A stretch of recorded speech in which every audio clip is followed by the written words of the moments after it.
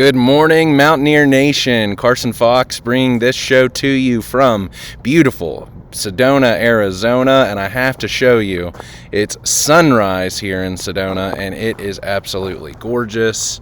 You got some red rocks out there to the distance you can see over my shoulder in this little neighborhood that my family and I are staying at. I'll show you Courthouse Butte to my back. Over there is Cathedral Rock, with you can see the sun's just coming over the top of the red rocks. Another one out in the distance. If I turn, no, but I'll show you the money shot here with the beautiful and famous Chapel of the Holy Cross for you. I'll turn this around. Yeah, so love it out here. But I know you're not just here for the ambiance. It's like, Carson, we tune into your channel to talk about football. And I know we have a big one to talk about. Week 12, West Virginia on the road, taking on the Arizona State Sun Devils from Mountain America Stadium in Tempe, Arizona, West Virginia. 4-6 now on the season, 2-5 in Big 12 play, whereas Arizona State 6-3, 4-2, so a little bit better of a record. 1 p.m. Eastern Time kickoff, 11 a.m. Mountain Time kickoff here in Tempe. If you're watching this one on TNT, True TV, HBO Max, West Virginia is the underdog coming into this one, a 10.5-point dog to Arizona State. The over-under set at 48.5 for this contest, and the ESPN matchup predictor unfortunately doesn't like West Virginia's chances. Just a 14% chance for West Virginia in this one. The matchup history, as I always like to talk about, we're going to talk about what's on the line for both teams in this one. We're going to talk about injuries, weather, what to watch for on both sides of the ball when both Arizona State has it and then when West Virginia has it. Special teams breakdown, 3 keys to victory, and I'll get you out with a prediction as long as my laptop can keep battery here. So this is a fun one. And if you like this video and more videos like myself, love to have you as a subscriber to my channel, and please hit that like button so more Mountaineer fans can see it across YouTube, helping out the algorithm for this special edition. So matchup history, West Virginia all-time 1-1 versus the Sun Devils. The last time that most of us fans remember, January 2nd, 2016, to end the 2015 season when junior quarterback Skylar Howard outdueled Arizona State's Mike Berkovici in the Motel 6 Cactus Bowl, a late one at Chase Field in Phoenix, the home of the Arizona Diamondbacks. West Virginia won 43-42 thanks to a game-winning touchdown to quarterback turned wide receiver freshman David Sills, scoring with 2 minutes and 19 seconds left to play in regulation. It was a big day by Howard, maybe his best game of all time as a Mountaineer. 532 yards, 28 completions, 5 touchdowns, 2 picks in that one. And then you got to go all the way back to the year 1979 when West Virginia last played in Tempe. The Mountaineers were thumped in that one 42-7. What's on the line for both teams in this one? So at this point in time, week 12 now, we have to take a look at the Big 12 standings. And Arizona State's on the outside looking in. Still have a lot to play. Still have West Virginia, Colorado on the season. Let me see if there's one more. Oh, and Arizona in the Territorial Cup. But they're looking up at 3 teams that are currently tied for first. Texas Tech coming away with the biggest victory last week, beating who was that they played? Beating BYU, at home with College Game Day there. The Red Raiders 9-1, 6-1 in conference play with a loss to Arizona State. And you got Cincinnati, who's 5-1, 7-2 overall. There's the loss. They have the loss to Utah. And then BYU, who's 8-1 overall, 5-1 with the loss to Texas Tech. So still a lot to play for those 3 teams. And then 3 teams kind of on the outside looking in. One being Houston with 2 conference losses, their losses being to Texas Tech and West Virginia. Utah with 2 conference losses, their losses to both Texas Tech and BYU. So both of those teams would proverbially hold the tiebreaker advantage over them depending upon how the way this conference breaks. And then Arizona. So they're down but not out of it. They showed a lot of grit and determination to get a win on November 1st, 2 weeks ago at Iowa State, after losing the week prior at home to Houston and also losing starting quarterback Sam Leavitt for the rest of the year due to injury. It's also Arizona State's homecoming game this late in the year. And it's also their salute to service game, and we know how much that means to Arizona State, of course, being the school of one of my heroes, Pat Tillman. So I can't wait to get a picture with his statue outside of Mountain America Stadium when I'm at the game on Saturday. So for West Virginia hasn't won 3 consecutive games since the end of the 2023 season, when it defeated Cincinnati at home, Baylor on the road, and then won the Duke's Mayo Bowl over North Carolina. West Virginia still has a shot at bowl eligibility on the line for this one. And now winning on the road against a team that's 32nd in the nation, according to the Associated Press poll, the defending Big 12 champions. This will be a fun one. This will be an exciting one. This will be one that the boys get up for. And it sounds like, if you've listened to some of the or read some of the reports and the press conferences from this week, that West Virginia has that now as a goal, that the locker room wants to get to a bowl game the way they've turned it around these last 3 games. So the weather alert and having personally investment into this one. I've been watching this one for 2 weeks, and it has been crazy. It's been all over the map. High of 79, 55% chance of rain with showers developing later in the day. I don't know what to make of this, because I've seen it in the high in the 60s. I don't think that weather is going to play any part of the game in this one. So for the injury situation, moving on, a couple additions based upon the Wednesday availability report of players who are out. Tyler Jacklich for the second straight game in a row. We'll talk about what I think that means for the running backs room. That's still very, very short-handed. And then William Davis now, defensive back. Nick Taylor's doubtful. You saw he took a bruising on that hit on the onside kick. Or what was it? It was Colorado's onside kick late in the game. So don't know if he's dealing with concussion symptoms or something kind of to the upper body.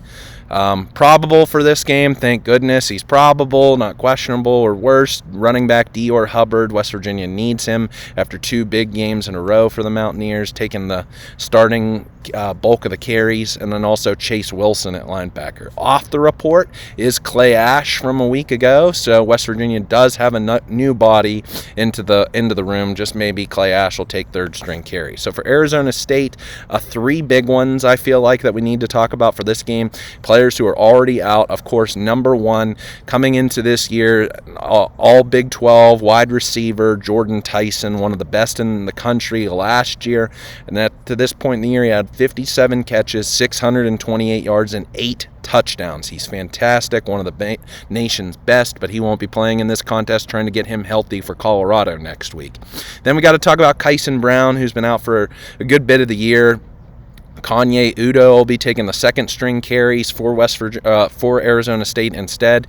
Previously, it was Kyson Brown on the season, and then also Christian Hunt.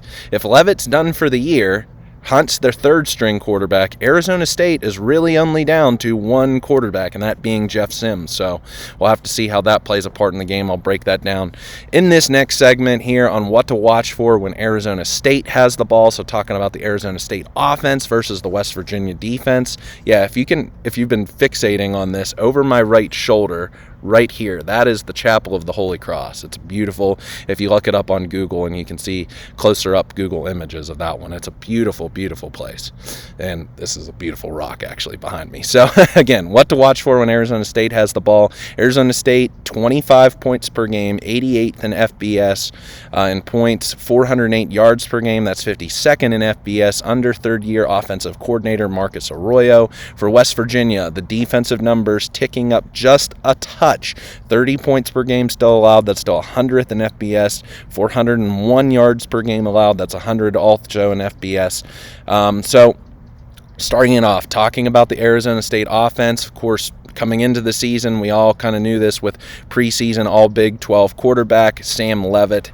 Done for the year. Tried to play through an injury a couple of 3 weeks ago. 3 weeks ago.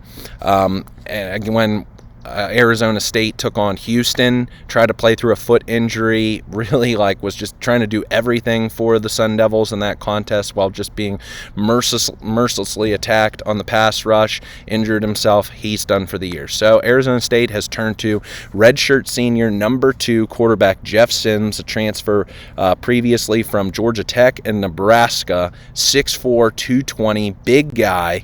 2 weeks ago at Iowa State, 13 for 24 for 177 yards passing with a touchdown and interception. Also had 29 carries for 228 yards and 2 touchdowns. He also, though, had 2 fumbles lost in that contest. So he's a big play waiting to happen. He's got great speed and, of course, at great size. So he's a wrecking ball that West Virginia is going to have to deal with for 4 quarters. And then to complement him in the ground game, one of the Big 12's best, third in the Big 12 this season in rushing, with 770 yards on 137 carries with 3 touchdowns. I'm talking about number 3 redshirt junior running back Rayleigh Brown. Smaller back, 5'9", 195. Didn't have a great game 2 weeks ago against Iowa State. 16 carries for 64 yards, so not bad, Carson, but he had a long run in that game of 26. So if you take out the numbers, do the math, 15 other carries for just, what was that, 48 yards, 38 yards? 2 catches for 8 yards, kept Rayleigh Brown kind of in check. And then the last guy, as I watched the recent highlights on ASU of that Iowa State game, Shimon Mateer, their tight end, redshirt senior, number 7, 6'4", 255, big-bodied guy, just like West Virginia had to deal with in Tanner Koziol a couple of weeks ago against Houston.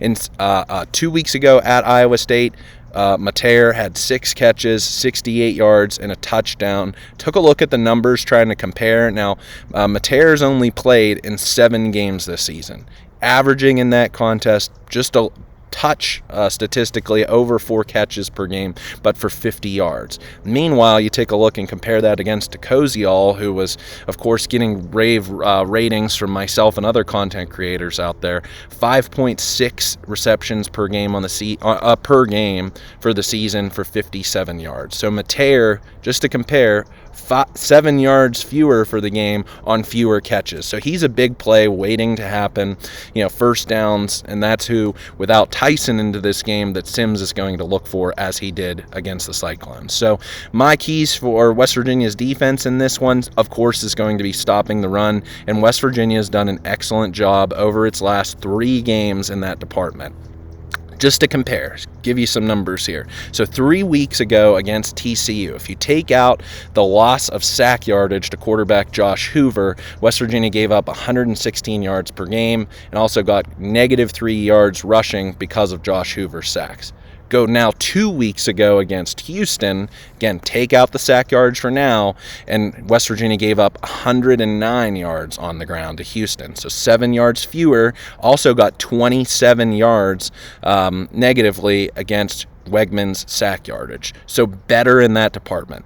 Then last week against Colorado, even better. Gave up just 90 yards on the ground if you take out Juju Lewis's sack yardage first, then added in -39. So West Virginia continues to get better in both of those departments. Now, you might say TCU, Houston, then Colorado, tougher, or easier opponents as those 3 weeks go along. I'm going to take the other side of the coin and argue that West Virginia's second rotation of its front 7 defensively has been awesome. Asani Redwood, Jamori Robinson, Corey McIntyre, Nate Gabriel, Ben Bogle, and Ben Cutter have really stepped up, adding to, I don't think there's any bit of a drop-off from the first string in Devin Grant, Eddie Vesterinen, Eddie Kelly, Braden Siders, Reed Carrico, and Chase Wilson. Like, you take those, 14 guys right there, you rotate them for 4 quarters, you come after Jeff Sims, you come after Rayleigh Brown, keep them in check, don't let them through, because that's the thing.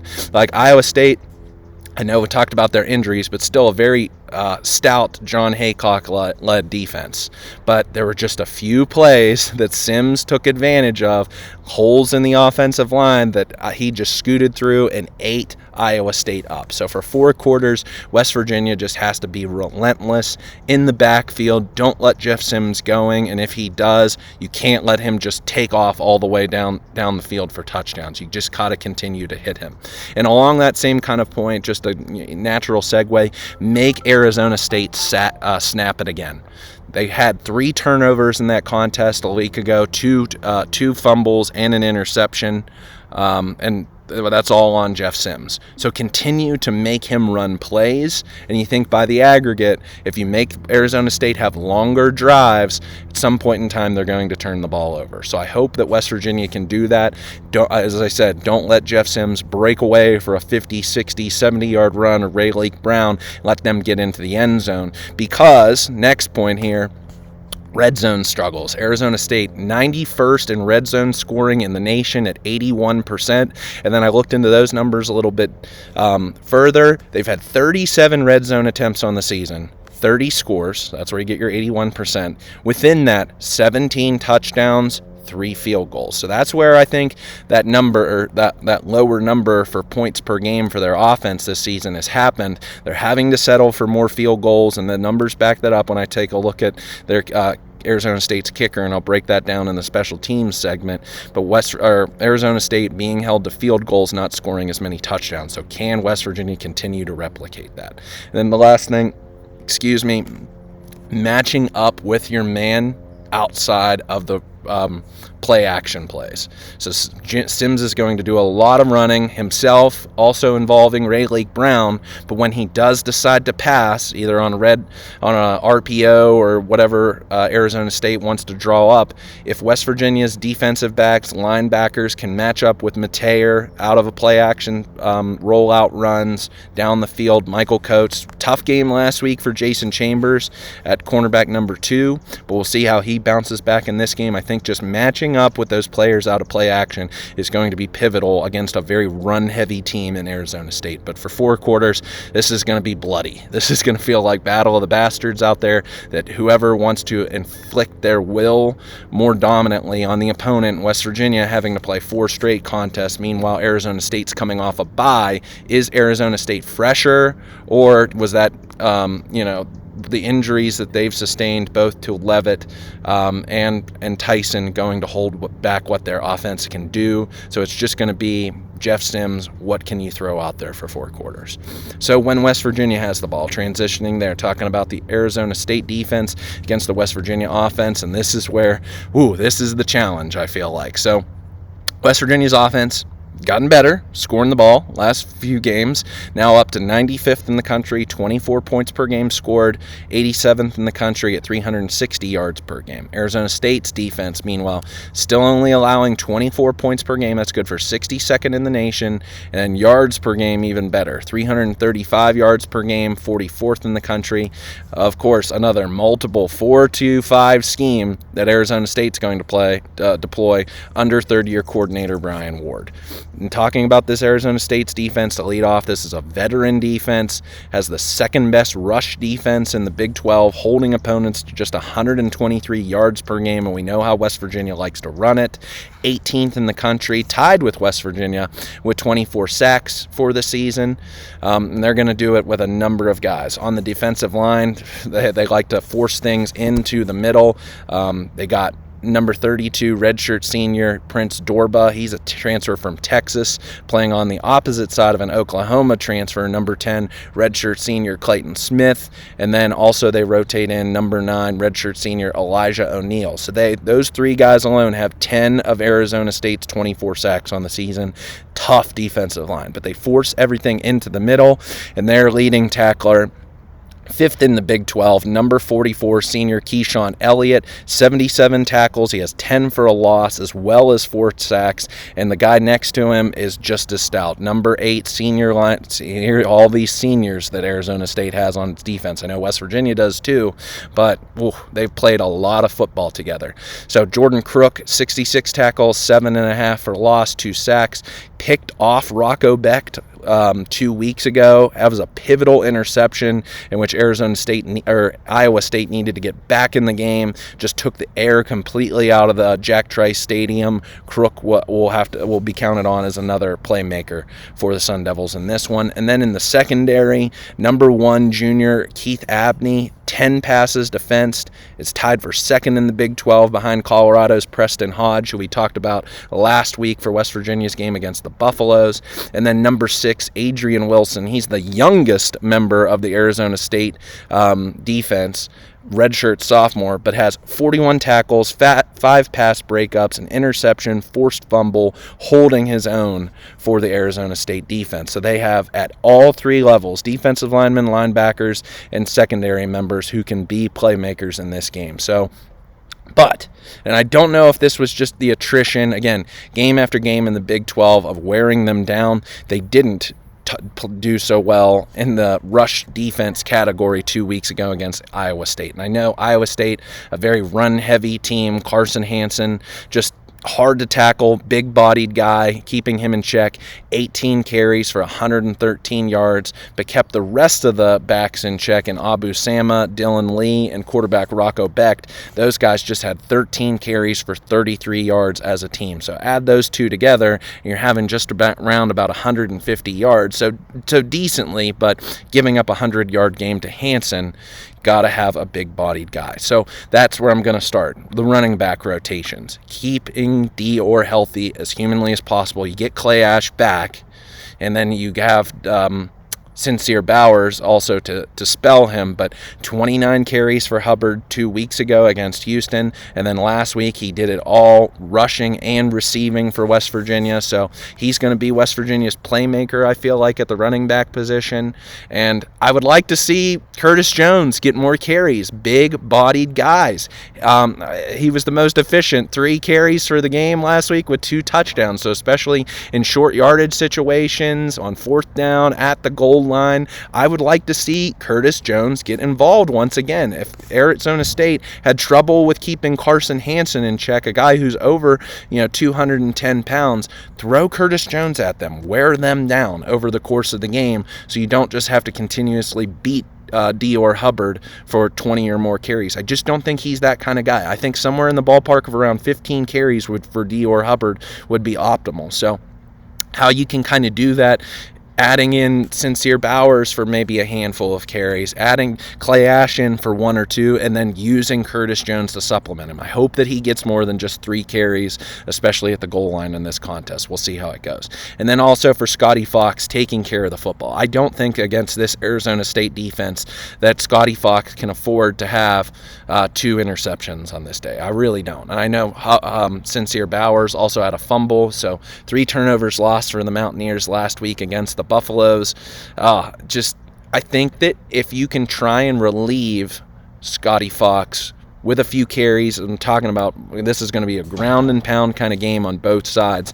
If you can bring in Khalil Wilkins for a couple of plays, even if it really telegraphs to the Sun Devils that, hey, West Virginia is going to be running it on this play, I think with his speed and the different kind of dynamics that Rich Rodriguez can deploy off a spread read option run, with better offensive line play, a better push up front, getting off the ball, I think that you can kind of be creative here in the way that you use both Scotty Fox and Khalil Wilkins, because I think the hits, true freshman guy, he's got a good bit of playing time already in the season. This point in November, you want him to stay healthy. You want him to not just wear himself out on this day. I want him to take care of the football. I think that's going to be the most important part of this day, not throwing those interceptions, especially those ones that just make you scratch your head that are just those freshman mistakes or he gets hit or something. So getting him in, I want him to still pass the ball, of course, no doubt, and he will in this game, but if he's going to also be used in the run game, it seems like those addition of plays when you do run play into pass play or starting, just like a little bit of a mental lapse, mental mistake here that causes Scotty Fox to have that shit play where he just throws the ball when you wish he would have the ball back. So you can't have that on the road against Arizona State in this one, is what I mean to say. So what I think West Virginia can do, what have you got to lose? Doing something unpredictable.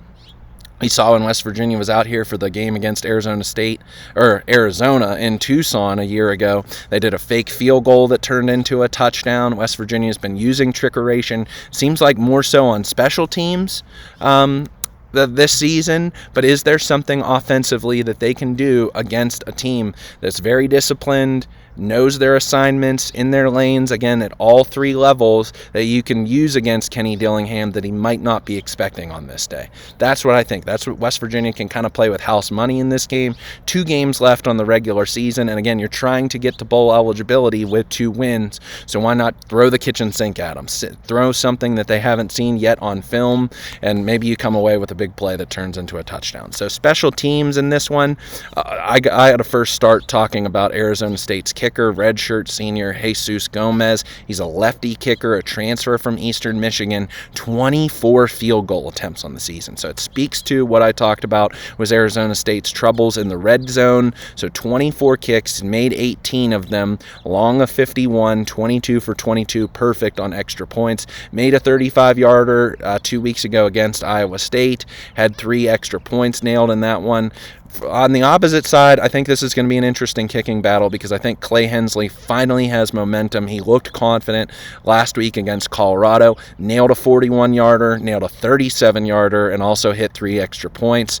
Now has a long of 50 on the season, 29 of 23 from extra points, 9 of her 11 on field goals. So I think he's confident. I hope if West Virginia gets within kind of that 25 to 35 range that we can see him trot out there and nail a field goal. On the opposite way, let's see how Arizona deploys Jesus or Gomez as potential weapon in the same kind of capacity. Not really a sexy matchup in punting, although Arizona State does have an Australian, Matt McKenzie, redshirt junior. He's just punted 4 times on the season. Instead, it's going to be sophomore Canyon Floyd, local kid here from the state of Arizona. 40 punts, 41 yards per punt average, 11 inside the 20, does have a long of 56. Didn't punt so well, even though I think it was more of like targeting, coffin corner kind of kicks, not just boot the ball as hard as you can against Iowa State. 6 punts, 34 yards per punt average with 2 inside the 20. Meanwhile, pretty decent game once again last week for Ollie Straw, one of the, I feel like, MVPs of the team this season. 5 punts, 42 yards per punt average, right around his average for the season. Had a long of 53 in that game and 1 inside the 20. Otherwise, there's nothing really that I can see from a returning standpoint that West Virginia needs to be worried about, even though Rayleigh Brown doing a little bit of the returning in the punt game for Arizona State, and he's got really good speed. So 3 keys to victory. I didn't bring the Swami, unfortunately, with me out here. Just the luggage was too tight for traveling with a 1-year-old out in this one. So 3 keys to victory. I think West Virginia needs to have, number 1, a turnover. I feel like this is just a weekly thing that I say, that if West Virginia did this against Juju Lewis in Colorado a week ago, I think they're going to need to do so again, in addition to all of the other things that they've done from a really good pass rushing standpoint with the addition and increase in sacks that West Virginia's had for this season.